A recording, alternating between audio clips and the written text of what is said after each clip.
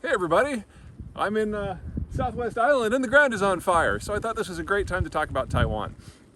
Okay, there's been a lot of talk recently with everything that's going on in Afghanistan about the United States not having Taiwan's back and all that good stuff.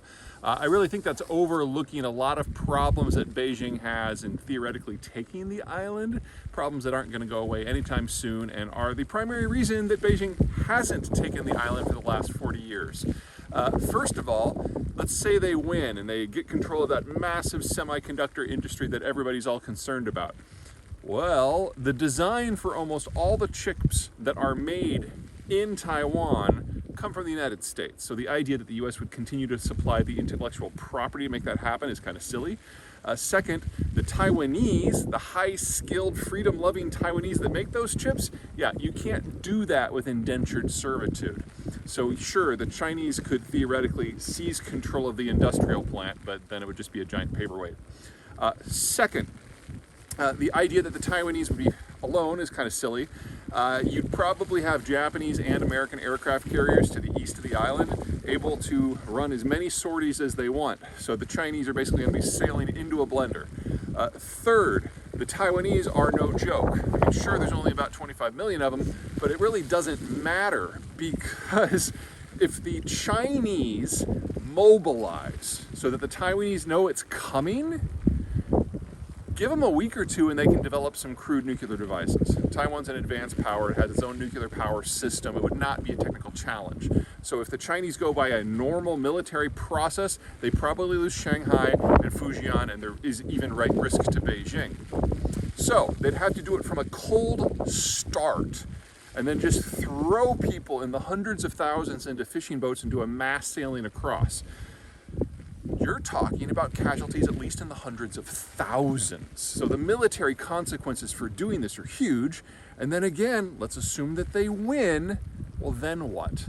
The Chinese economy is completely dependent upon the import of raw materials, especially energy, and the export of finished goods as part of a supply chain to the wider world.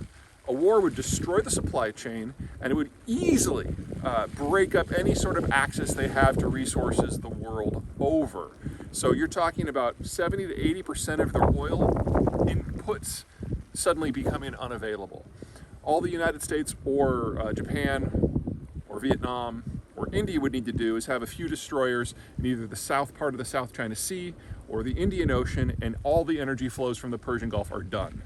So from an economic and strategic point of view, an invasion of Taiwan is national suicide for the Chinese.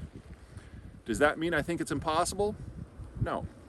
If you guys have been following my work, the Chinese are facing a simultaneous demographic collapse, financial crisis, cult of personality, political bleh-ness, I'm sure there's a word for that, and a supply chain system that is completely vulnerable to decisions that are made by countries beyond the horizon that the Chinese can't influence. They are in their witching hour already.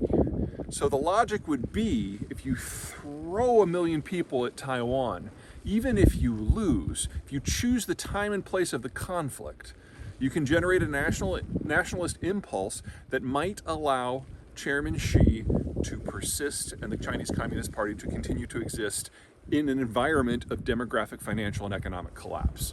So the reason you would do it is to pick a fight so that you could choose when it happened. That's really the only reason to do it.